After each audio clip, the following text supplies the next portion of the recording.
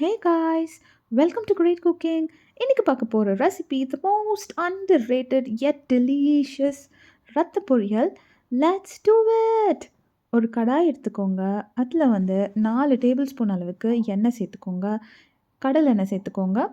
அதுக்கப்புறமா எண்ணெய் சூடானதுக்கப்புறம் 1 டீஸ்பூன் அளவுக்கு கடுகு உளுத்தம் பருப்பு சேர்த்துக்கோங்க. இந்த கடுகு உளுத்தம் பருப்பு நல்லா பொரிஞ்சு வரணும். அதுக்கப்புறமா ஒரு 200 கிராம் அளவுக்கு சின்ன வெங்காயம் ஸ்லைசஸாக கட் பண்ணிக்கோங்க. 4 பச்சை மிளகாய், அது கூடவே ஒரு கொத்து கருவேப்பிலை, இது எல்லாத்தையுமே சேர்த்துக்கோங்க. சேர்த்துட்டு இந்த வெங்காயம் வந்து நல்லா டிரான்ஸ்பரண்ட்டாக கிளாஸி டெக்ஸ்சருக்கு வந்தால் போதும். அந்த அளவுக்கு வதக்கிக்கோங்க. கண்ணாடி பதத்துக்கு வரணும். இதுக்கப்புறமா நான் வந்துட்டு கிட்டத்தட்ட ஒரு 200 கிராம்ஸ் வந்து ஆட்டு ரத்தம் வாங்கி வச்சுருக்கேன். அதை வந்து இதில் சேர்த்துக்கோங்க. சேர்த்துட்டு தேவையான அளவுக்கு உப்பு சேர்த்துக்கோங்க. சில கடைகளில் வந்துட்டு இந்த பிளட்டில் வந்துட்டு உப்போடு போட்டு வச்சுருப்பாங்க. ஸோ நீங்கள் அதை கேட்டு செக் பண்ணிக்கோங்க. நான் உங்களுக்கு காமிக்கிறதுக்காக வந்துட்டு இந்த பிளட்டை அப்படியே போட்டிருக்கேன். இன்னும் கட்டெல்லாம் பண்ணல, ஸ்லைசஸ் எல்லாம் பண்ணல.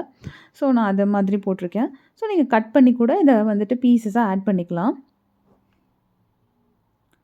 இப்போ வந்துட்டு இதை வந்து ஒரு மீடியம் ஃப்ளேமில் நீங்கள் வந்துட்டு ஒரு 10 நிமிஷம் வந்துட்டு குக் பண்ணணும். இது கூட லைட்டாக இதை நான் எல்லாம் உடைச்சதுக்கப்புறமா இது கூடவே 1 டீஸ்பூன் அளவுக்கு சோம்பு பவுடர் சேர்த்துக்கிட்டேன். நீங்கள் வந்துட்டு சோம்பு பவுடராக இல்லைனா சோம்பை இடித்து கூட சேர்த்துக்கலாம். ஸோ சேர்த்துட்டு இதை வந்துட்டு மீடியம் ஃப்ளேமில் 10 நிமிஷம் நல்லா வதக்கி எடுத்துக்கோங்க. பிளட் வந்து ஆக்சிடைஸ் ஆகும். ஸோ கருப்பாக தான் இருக்கும், பார்த்துக்கோங்க.